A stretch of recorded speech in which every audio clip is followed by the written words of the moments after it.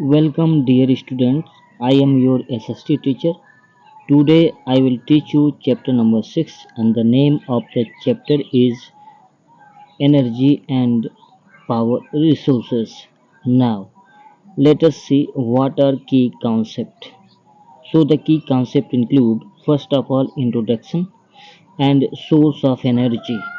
Now, classification of energy, that is renewable and non-renewable energy. Now we will discuss about renewable energy sources like solar power, hydropower and wind power. Then we will discuss about non-renewable energy sources, that is coal and petroleum.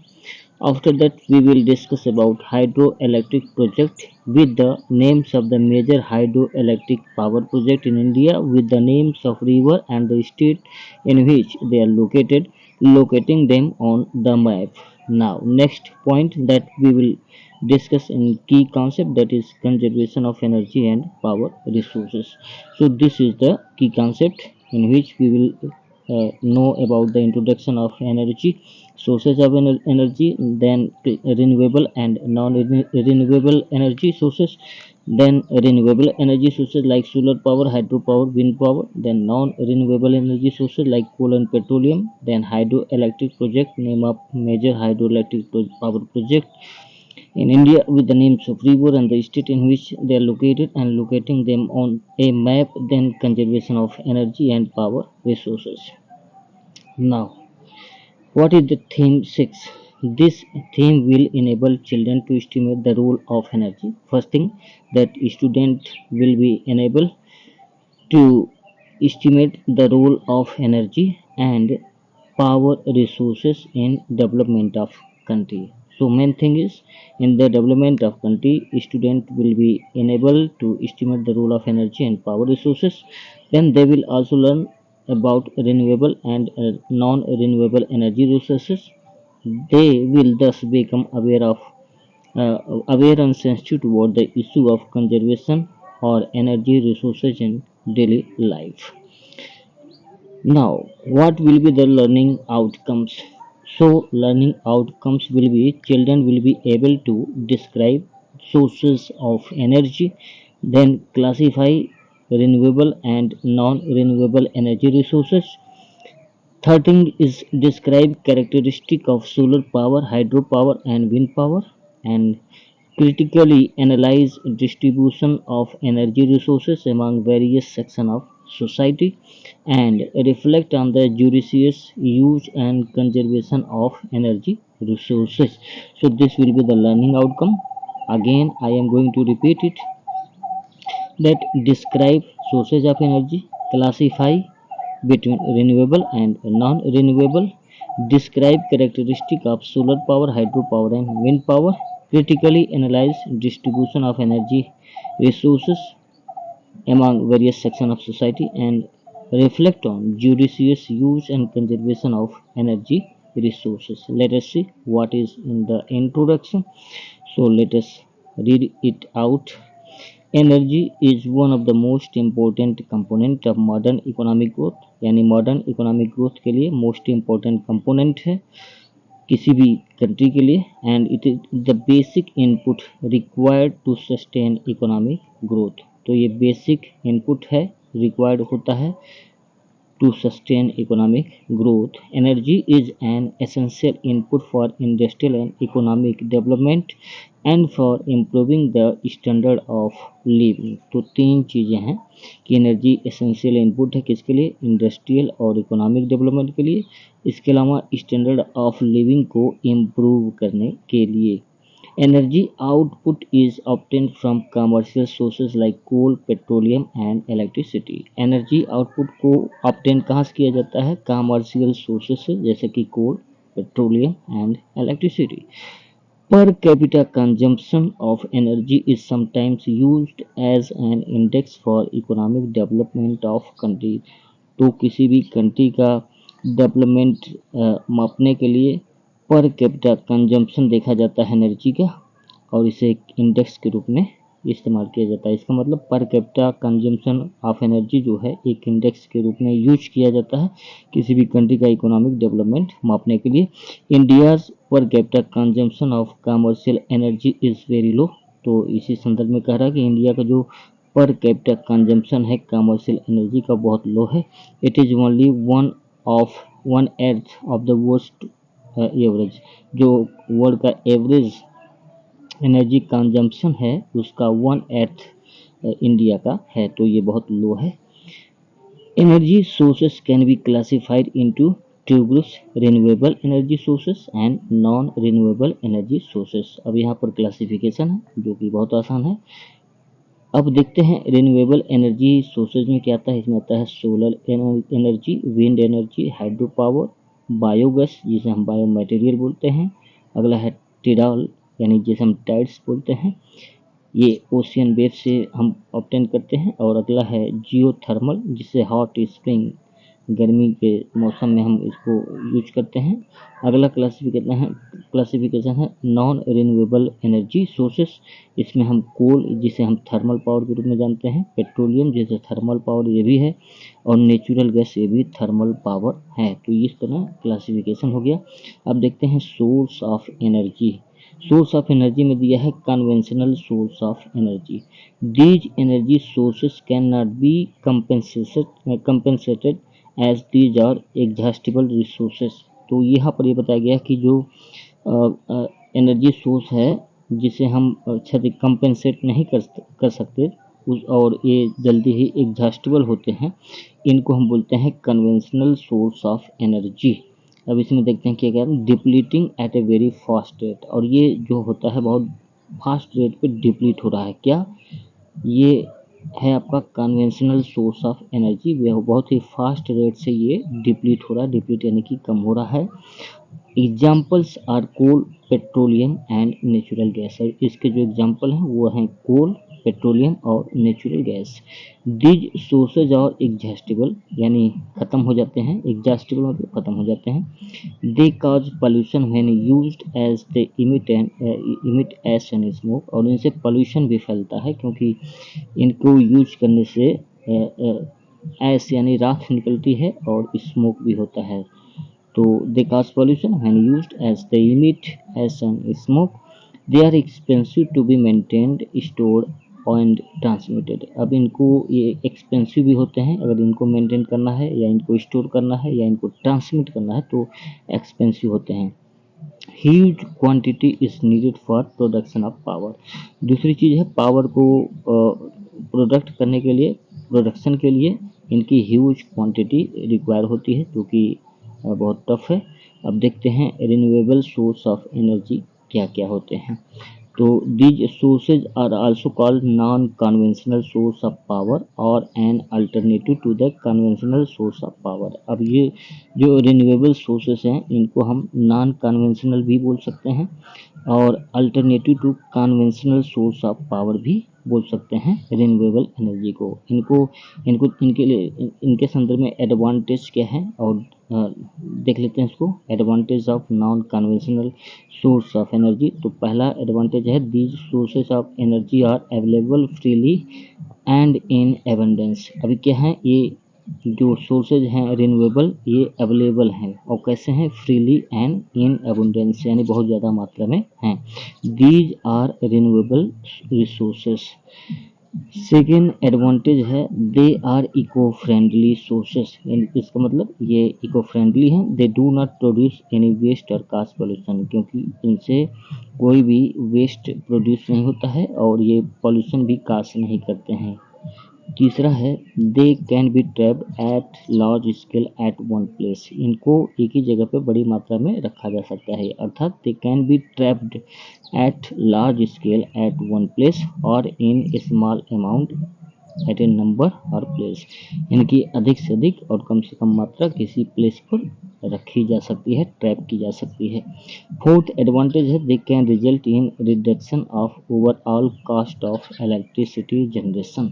अभी क्या है ये result इनका क्या होता है, they can result in reduction of overall cost of electricity generation making it cost effective, यानी बहुत सस्ती पड़ती हैं इनके जो इलेक्ट्रिसिटी जनरेशन होता है उसको हम ओवरऑल कास्ट जो होती है उसमें रिडक्शन कर सकते हैं, क्योंकि ये कास्ट इफेक्टिव है।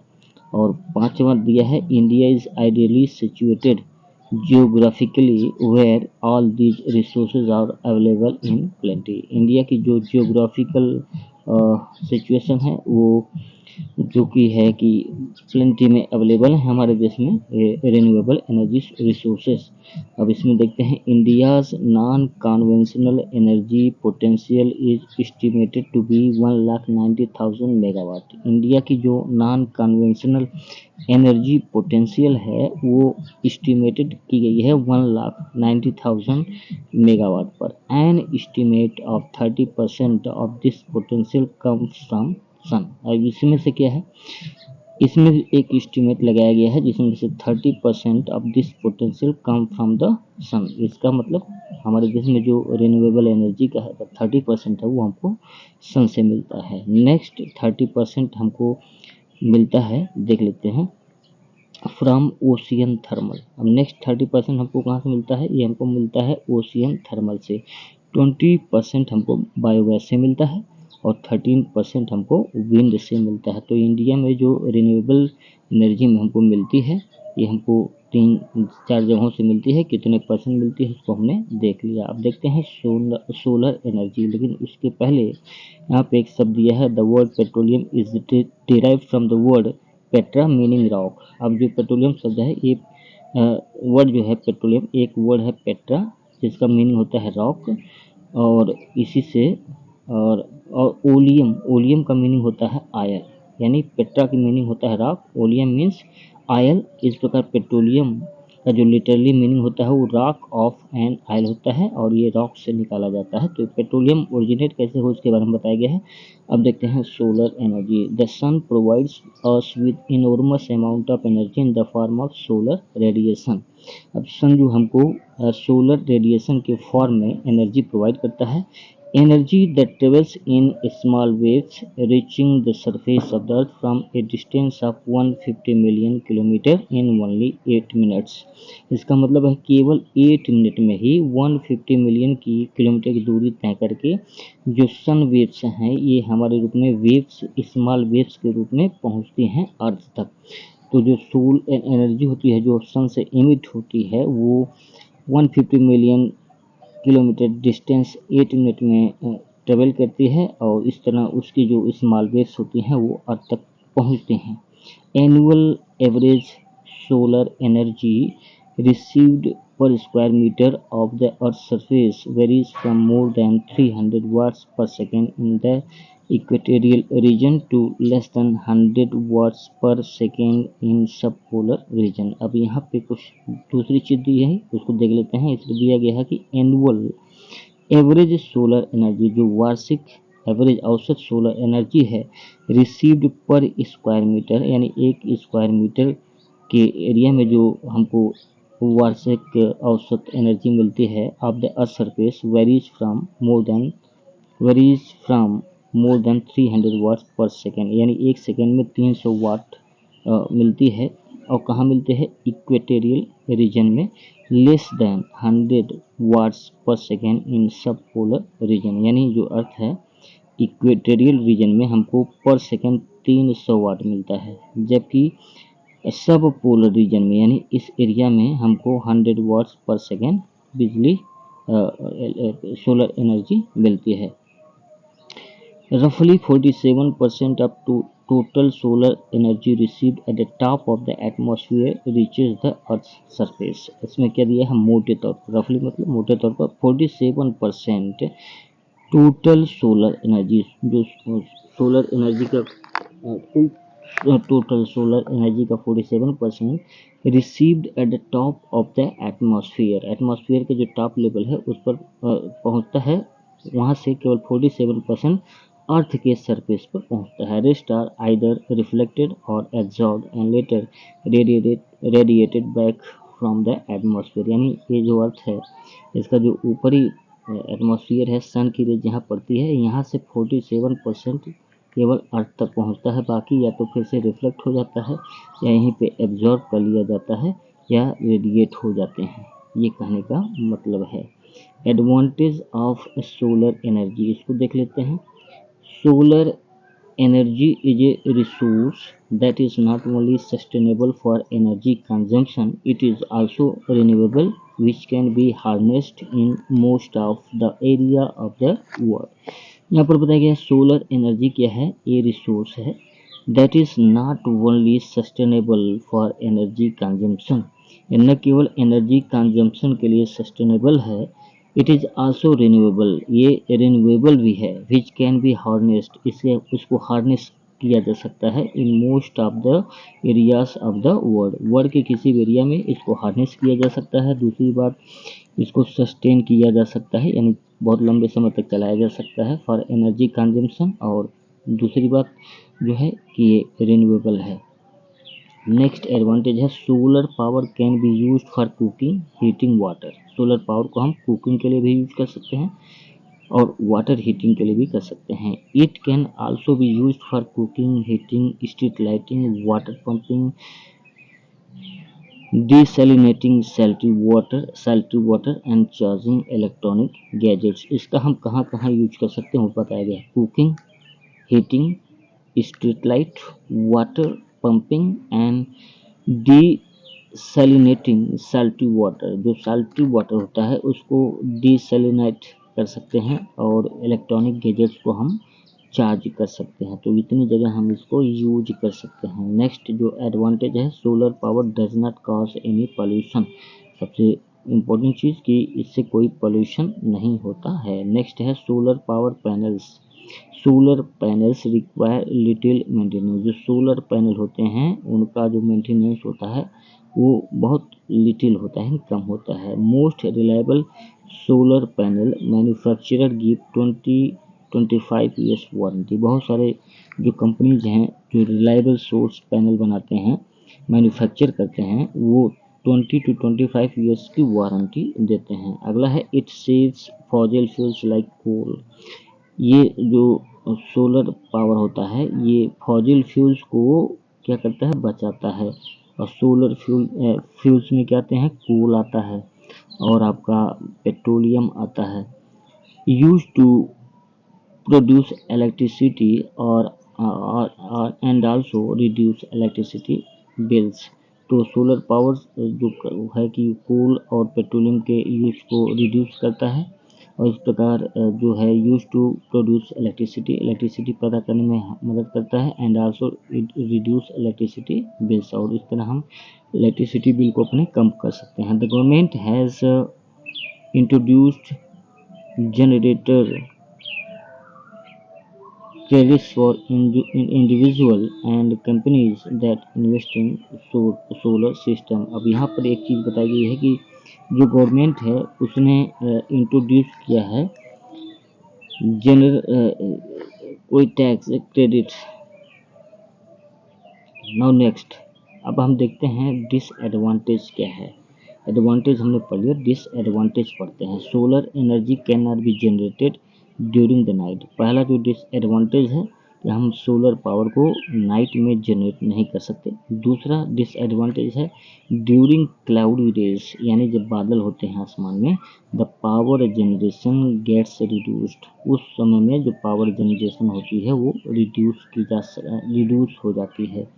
नेक्स्ट जो डिसएडवांटेज है वो है solar panel energy is maximised when panel is directly facing the sun, तो सोलर पैनल एनर्जी को हम मैक्सिमाइज तभी कर सकते हैं जब इसका पैनल डायरेक्टली सूर्य की वेव्स को एब्जॉर्ब कर रहा हो। नेक्स्ट है only 20% of sun rays can be converted into solar electricity, ये भी बहुत बड़ा डिसएडवांटेज है कि जो सन रेज है उसका केवल 20% हम कन्वर्ट कर सकते हैं सोलर इलेक्ट्रिसिटी में। और नेक्स्ट डिसएडवांटेज है installing solar panel is quite expensive, जो सोलर पैनल को हम इंस्टॉल होता है वो बहुत एक्सपेंसिव होता है।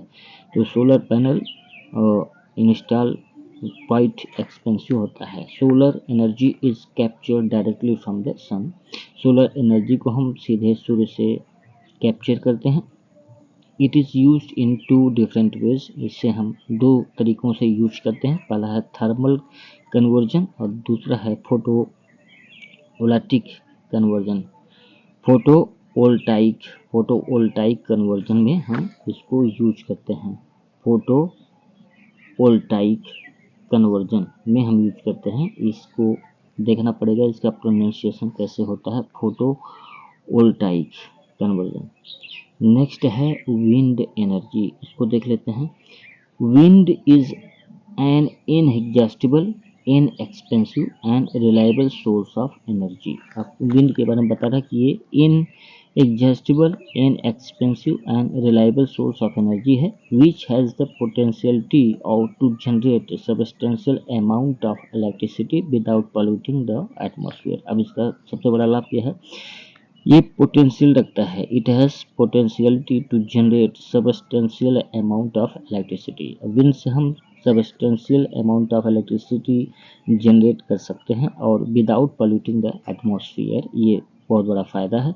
On the basis of circulation pattern, winds में primarily be grouped into to.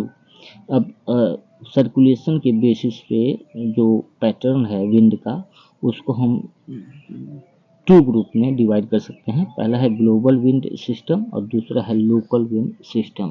तो ये दो कैटेगरी है जिसमें हम विंड पावर को, विंड वेव्स को डिवाइड करते हैं। पहला है ग्लोबल विंड सिस्टम, दूसरा है लोकल विंड सिस्टम। अब global wind system includes planetary wind motion like trade winds, westerlies etcetera.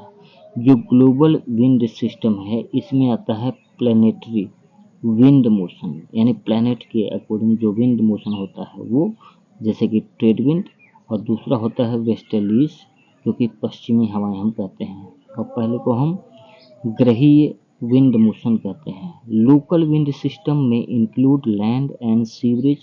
Local wind system में हम क्या लैंड और सीवरेज को यूज करते हैं, माउंटेन को करते हैं, वैली विंड को करते हैं। तो ये हो गया आपका लोकल और global wind system. It is observe that local wind system play more important role in generation of wind energy. ऐसा देखा गया है कि जो लोकल विंड सिस्टम होता है ये ज़्यादा इम्पोर्टेंट रोल प्ले करता है विंड एनर्जी को जनरेट करने में। Wind energy conversion system are the modern wind turbines that came into basic configuration। अब जो विंड कन्वर्जन सिस्टम है, विंड एनर्जी कन्वर्जन सिस्टम है, ये मॉडर्न विंड टर्बाइंस होते हैं, that come in two basic configuration. और ये दो बेसिक कॉन्फ़िगरेशन में आते हैं, horizontal axis turbines and vertical axis turbines. तो इसमें दो पार्ट हो गए, horizontal axis turbines and vertical axis turbines that produce 10 और 100 of watts of power to relatively large turbines that produce 1 megawatt or more। अब इसमें देखते हैं कितने एनर्जी होते हैं। तो इसमें ये बताया गया है vertical axis turbines that produce 10 और 100 of watts of power। अब ये वर्टिकल एक्सिस टर्बाइन जो होते हैं ये 10 और 100 ऑफ वाट्स पावर प्रोड्यूस करते हैं टू रिलेटिवली लार्ज टर्बाइन, बड़े टर्बाइन के मुकाबले, दैट प्रोड्यूस 1 मेगावाट। बड़े जो टर्बाइन होते हैं वो 1 मेगावाट प्रोड्यूस करते हैं, जबकि जो छोटे होते हैं वर्टिकल ये केवल 10 या 100 वाट्स इलेक्ट्रिसिटी जनरेट करते हैं। The wind energy has been used for thousands of years for milling grains. Wind energy को हम हजारों सालों से यूज करते आ रहे हैं, जैसे कि milling grains, pumping water and other mechanical power application.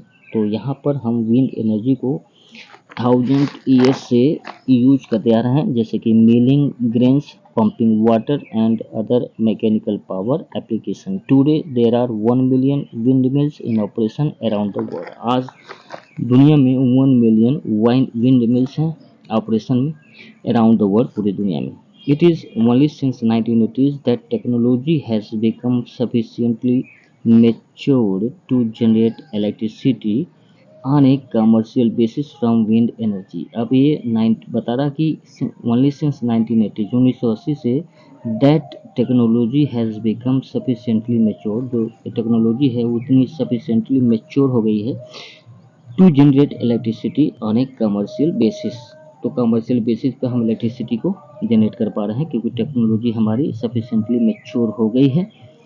Basis from wind energy, इस विंड एनर्जी से first wind powered electricity was, जो पहला विंड पावर्ड इलेक्ट्रिसिटी था वो generated in 1888।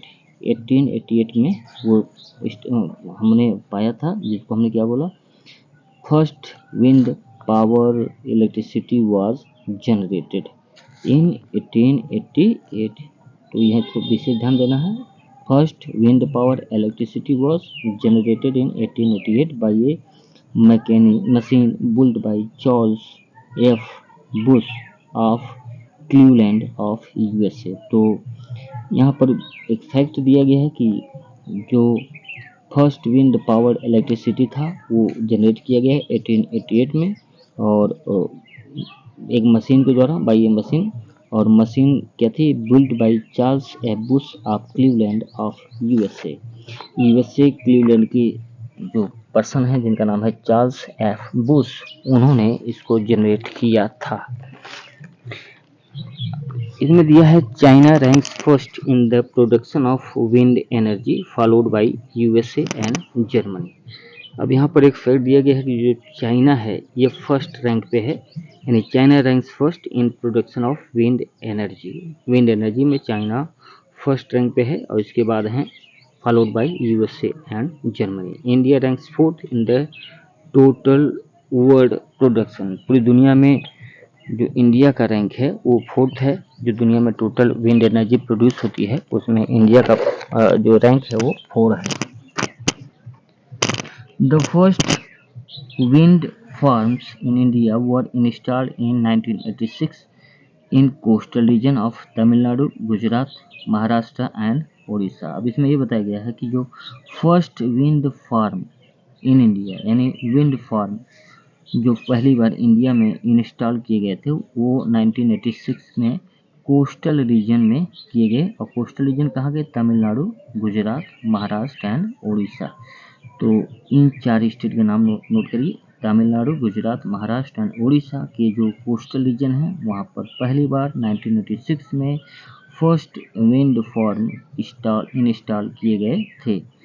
Coastal regions having wind speed of nearly 20 km per hour are ideal site for this purpose। क्योंकि जो coastal region है जहाँ हवाएं 20 किलोमीटर पर आवर के स्पीड से बहती हैं वो इस पर्पज के लिए, विंड एनर्जी को प्रोड्यूस करने के लिए बढ़िया आइडियल साइट्स होती हैं। Wind power can be utilised for domestic and other various purpose. Wind power को हम यूटिलाइज कर सकते हैं डोमेस्टिक और अदर वेरियस पर्पज के लिए। अब यहाँ पर कुछ एडवांटेज दिया गया है उसको पढ़ते हैं।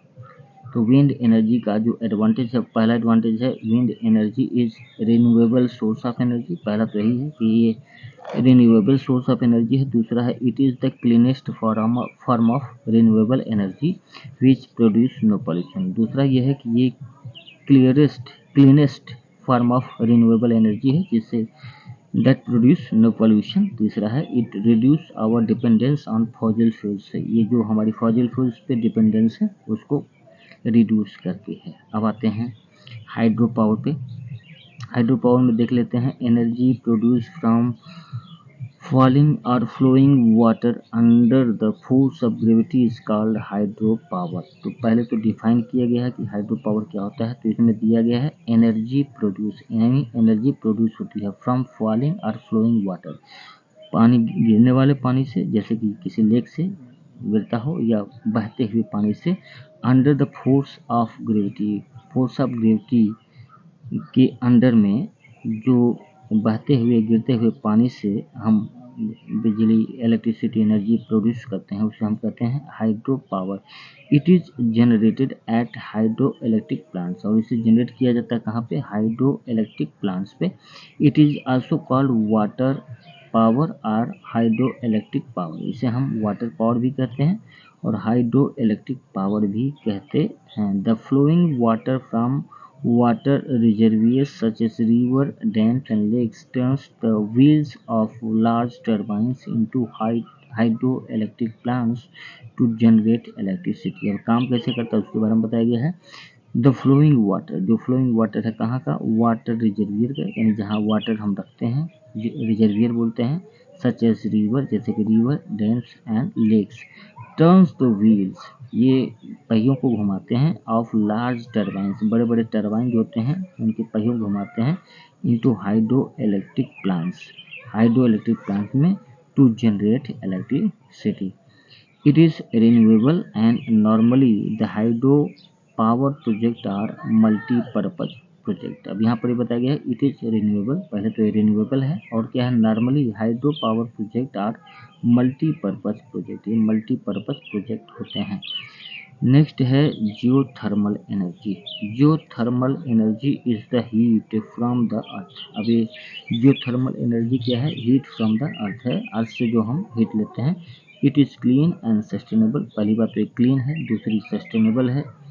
Resources of geothermal energy range from the shallow ground to hot water and hot rock found a few miles beneath the earth surface। अब इसमें दिया गया है कि इसका जो रिसोर्सेज है वो क्या है, तो रिसोर्सेज में दिया गया है कि ये अलग अलग हैं, कहाँ से, shallow ground of hot water, तो जो हॉट वाटर का शैलो ग्राउंड होता है, और hot rock found a few miles beneath the earth surface, earth के सरफेस के अंदर जो कुछ दूरी पर जो हॉट रॉक्स पाए जाते हैं वहाँ से, and down even deeper to the extremely high mountains, ये भी क्या है, एक सोर्स है। क्या बताया गया, ये फ्यू माइल्स हो गया ये आपका, down even deeper to extremely high temperature, down मतलब नीचे, इवन डीपर माने और भी, और to the extremely high temperature, जहाँ हाई टेम्परेचर होता है, of molten rock called magma, यानी जहाँ से मैग्मा निकलता है अर्थ के अंदर से, वहाँ से हम जो थर्मल एनर्जी प्रोड्यूस कर सकते हैं। Mostly energy is derive from hot spring, hot spring से हम मोस्टली एनर्जी को डिराइव करते हैं। A geothermal power plant works by tapping into steam और hot water reservoir underground. ये बताया गया है कि ये जियोथर्मल पावर जो होता है प्लांट, तो वो कैसे वर्क करता है, ये टैप करता है इनटू स्टीम, यानी भाप को, बाय टैपिंग इनटू स्टीम और हॉट वाटर या स्टीम को टैप करता है, और अंडरग्राउंड नीचे ही, the heat is use to drive an electric generator. और फिर क्या होता है, heat is use to drive an electric generator, heat को यूज किया जाता है ताकि हम इलेक्ट्रिक जनरेटर को ड्राइव कर सकें। India has such plant in Parvati valley, Manikaran, Himachal Pradesh and in Leh and Puga valley in Ladakh. अब इंडिया के बारे में बताया कि इंडिया के पास ऐसे प्लांट कहाँ कहाँ, पार्वती वैली में है, मणिकरण वैली में है, हिमाचल प्रदेश में है और लेह में है। इसके अलावा पूगा वैली जो लद्दाख में है वहाँ पर है। टाइडल एनर्जी के बारे में देखते हैं। टाइडल एनर्जी के बारे में दिया गया है कि it is an energy generated from tides by building dams at the opening of the sea, यानी जो ओपनिंग ऑफ सी होता है वहाँ पर डैम बना के हम एनर्जी को जनरेट करते हैं। एक turbine is install in the dam, और एक टरबाइन को डैम में इंस्टॉल किया जाता है टू प्रोड्यूस इलेक्ट्रिसिटी, ताकि इलेक्ट्रिसिटी हम प्रोड्यूस कर सकें। गल्फ ऑफ कच्छ, यानी गल्फ का जो कच्छ है, कच्छ की गल्फ में काम्बे और सुंदरबन, ये तीन जगह हैं, गल्फ ऑफ कच्छ, काम्बे और Sundarban, have potential for generation of such power, यानी यहाँ पे थर्मल पावर को हम यूज कर सकते हैं, जो इन जगहों के नाम दिए गए हैं। Only Canada and France have successful powered some tidal energy. अब दुनिया के कुछ देश हैं जिसमें दो देश हैं, कनाडा और फ्रांस, केवल यही सक्सेसफुल हुए हैं टाइडल एनर्जी को प्रोड्यूस करने। नेक्स्ट जो सोर्स है वो है हमारा बायोगैस। देखते हैं बायोगैस में हमको क्या पढ़ना है। तो इसमें दिया गया बायोगैस इंक्लूड अर्बन वेस्ट, जो अर्बन वेस्ट होता है उससे, एग्रीकल्चरल वेस्ट और डोमेस्टिक वेस्ट, इनसे हम बायोगैस में इंक्लूड करते हैं। यानी बायोगैस में हमारा अर्बन वेस्ट आता है, एग्रीकल्चरल वेस्ट आता है और डोमेस्टिक वेस्ट आता है।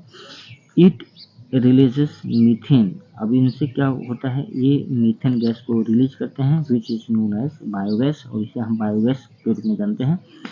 Biogas can be burned directly और कन्वर्टेड टू लिक्विड बायोफ्यूल्स। अब इस बायोगैस को हम सीधे बर्न कर सकते हैं या इसको हम लिक्विड बायोफ्यूल्स में कन्वर्ट कर सकते हैं। And biogas that are burned as fuel such as ethanol and biodiesel. अब इसमें दिया गया है कि बायोगैस जिसे हम जला सकते हैं फ्यूल के रूप में, यानी बर्न कर सकते हैं जो फ्यूल, तो इसमें नाम है एथेनॉल एंड बायोडीजल का। All these sources of energy are important domestic fuels. और ये सभी जो सोर्स हैं ऑफ सोर्स ऑफ एनर्जी हैं, ये सभी इम्पोर्टेंट डोमेस्टिक फ्यूल्स हैं। दैट सब्स्टिट्यूट, और ये सब्स्टिट्यूट करते हैं यानी अल्टरनेटिव हैं अदर सोर्सेज ऑफ एनर्जी। जो एनर्जी के दूसरे सोर्स हैं उनको अल्टरनेटिव के रूप में हम इनको यूज कर सकते हैं। There is no storage problem, और इनको स्टोर करने में कोई प्रॉब्लम भी नहीं होती। एंड द स्लज, ये इसका देखना पड़ेगा प्रोनाउंसिएशन क्या होता है, sludge left behind is a rich fertiliser containing the bacterial biomass. और इनको यूज करने के बाद जो बच जाता है उसे हम रिच फर्टिलाइजर के रूप में यूज कर सकते हैं क्योंकि इसमें बैक्टीरियल बायोमास होता है। अब देखते हैं नॉन रिन्यूएबल एनर्जी के जो सोर्स हैं उनके बारे में। Coal is still predominant energy source around the world. अब इसमें सबसे पहला नाम आता है नॉन रिन्यूएबल में कोल का। India is the third largest producer of coal. India जो है थर्ड है। India has the fourth largest coal reservoir in the world, और कोल रिजर्वियर के रूप में फोर्थ है। As of 1 April 2021 India had 352.13 billion metric tons of resources. India के पास जो टोटल रिसोर्स है वो कितना है, 352.13 बिलियन मेट्रिक टन्स, और ये डाटा आया है latest by 1 April 2021। Most coal deposits are carboniferous as.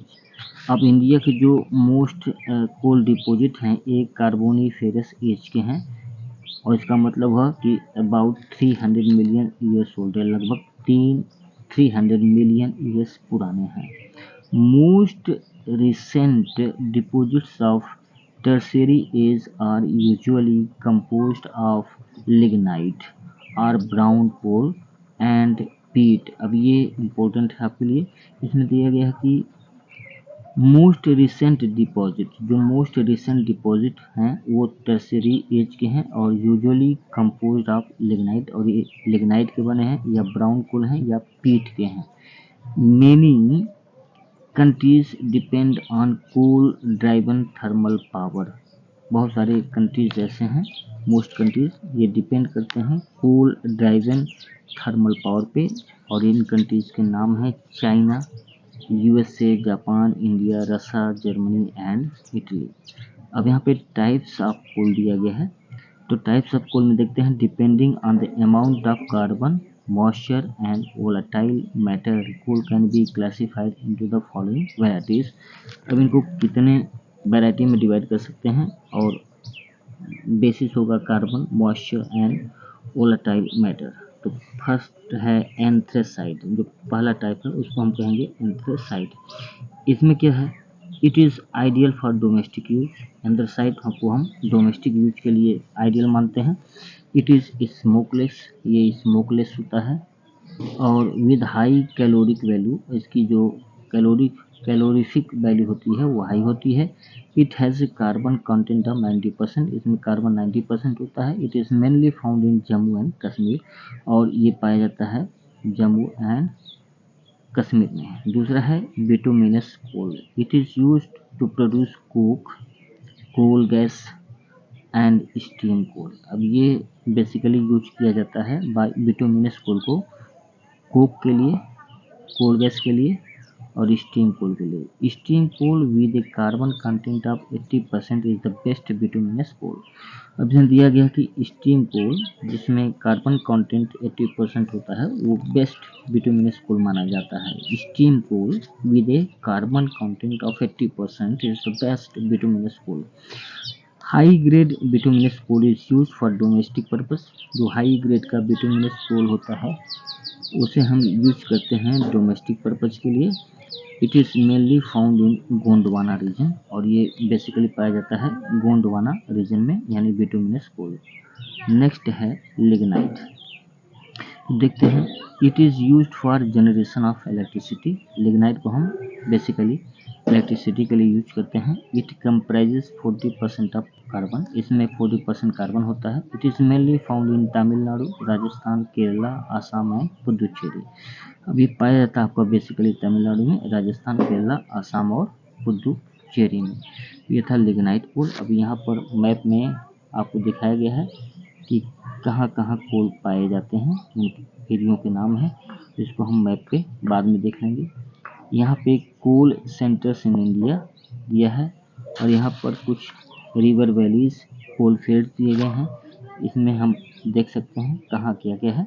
फिलहाल अब हम आते हैं नेक्स्ट जो क्लासिफिकेशन है वो है पीट। तो it is low grade coal, ये सबसे लो ग्रेड का कोल है। It is mainly found in Nilgiri region and Kashmir valley, ये पाया जाता है आपका नीलगिरी और कश्मीर वैली में। अब हम देखते हैं एडवांटेज ऑफ कोल एनर्जी के क्या क्या होते हैं। तो एडवांटेज ऑफ कोल एनर्जी को हम देख लेते हैं। पहला एडवांटेज है coal is primary energy source, ये प्राइमरी एनर्जी सोर्स है। It supplies around 30% of the primary energy needs all over the world and generate 40% of electricity. ये जनरेट करता है 40% इलेक्ट्रिसिटी को, और जो वर्ल्ड का ये है कि ये वर्ल्ड के 30% एनर्जी नीड्स को कंप्लीट करता है। तो ये आपको देखना है। इट सप्लाइज, यानी पूरी दुनिया में जो कोल एनर्जी का 30% है वो कोल से ही यूज करते हैं। It is easy to burn, ये इसको जलाने में आसान है। और फिर it has a high calorific value, इसका जो ये होता है कि ये इसके पास हाई कैलोरीफिक वैल्यू होता है। So we get more energy by burning a small quantity of coal compare to other sources of power. इसका मतलब होता है कि वी गेट मोर एनर्जी, हमको ज़्यादा एनर्जी मिलती है by burning a small quantity of coal, इसका थोड़ा सा कोल जलाएंगे बट मैक्सिमम पाएंगे, as compare to other source of power. जो अदर सोर्स ऑफ पावर हैं उसके मुकाबले इसके कम मात्रा से हम मैक्सिमम एनर्जी को गेन कर सकते हैं। नेक्स्ट दिया है कोल इज वर्सेटाइल, यानी कोल जो है वर्सेटाइल होता है। It is mainly used for generating electricity, और मेनली इलेक्ट्रिसिटी को जनरेट करने में इसको यूज करते हैं। And its by products are coal tar, इसका जो बाई प्रोडक्ट होता है कोल तार होता है, कोल गैस होता है, और नेफ्थलेन होता है एंड अदर केमिकल्स होते हैं जो इसके बाई प्रोडक्ट हमको मिल जाते हैं। Coal is use for manufacturing iron and steel, basically coal को हम यूज करते हैं आयरन को मैन्युफैक्चर करने के लिए और स्टील को। नेक्स्ट है it is safer as compare to nuclear energy, nuclear energy के कंपैरिजन में ये सेफर है। It reduce dependence on mineral oil, mineral oil पे जो डिपेंडेंसी होती है उसको कम करता है। Mining of coal is not dependent on climate, और ये क्लाइमेट पे इसकी जो माइनिंग होती है वो क्लाइमेट पे डिपेंड नहीं करती। और नेक्स्ट है it is affordable and it is the cheapest, सबसे बड़ी बात है कि ये अफोर्डेबल है और चीपेस्ट मिनरल है। इट काजेज, अब इसको कुछ डिसएडवांटेज भी हैं, इसको देख लेते हैं। तो डिसएडवांटेज में क्या है, it causes pollution and it also leads to acid rain. पहला जो डिसएडवांटेज है कि ये पॉल्यूशन फैलाता है और एसिड रेन को काज करता है। नेक्स्ट जो इसका दिया है वो दिया है emission of carbon dioxide from coal burning accounts for additional 65% of carbon dioxide in the atmosphere and thereby increase greenhouse gases। Next दिया है कि जो कार्बन डाइऑक्साइड इमिट होती है कोल को जलाने से, यानी emission of carbon dioxide from coal burning accounts for 65% of carbon dioxide in the atmosphere। तो एटमॉस्फेयर में 65% कार्बन डाइऑक्साइड ऐड करता है and thereby increase greenhouse gases, और ग्रीन हाउस गैस को बढ़ावा देता है। नेक्स्ट है burning of coal emits harmful waste. Coal को जलाने से कुछ हमको हार्मफुल वेस्ट इमिट होते हैं, जैसे कि carbon dioxide, sulphuric acid, ash, nitrogen oxide and sulphur dioxide. तो कोल को जलाने से ये नुकसान होता है कि इससे कुछ हार्मफुल वेस्ट निकलते हैं, और ये हार्मफुल वेस्ट हैं carbon dioxide, sulphuric acid, ash, nitrogen oxide and sulphur dioxide. और नेक्स्ट है cost of production and transportation of coal is quite है। इसका जो कास्ट ऑफ प्रोडक्शन है और ट्रांसपोर्टेशन है वो बहुत हाई है। अब distribution of coal in India देख लेते हैं। In 2021 India rank second after China in the production of coal. Coal के प्रोडक्शन में इंडिया का जो रैंक है वो सेकेंड हो गया है 2021 में, और फर्स्ट पे चाइना है। China produce 3,942 million ton. India China में 3,942 मिलियन टन कोयला प्रोड्यूस होता है, और इंडिया प्रोड्यूस करता है 767 मिलियन टन। तो ये था कोल के बारे में। अब नेक्स्ट वीडियो में हम पढ़ेंगे यहाँ से, जो कि है पेट्रोलियम और मिनरल ऑयल, लेकिन हम नेक्स्ट वीडियो में पढ़ेंगे। तो आज के वीडियो में इतना ही। Thank you.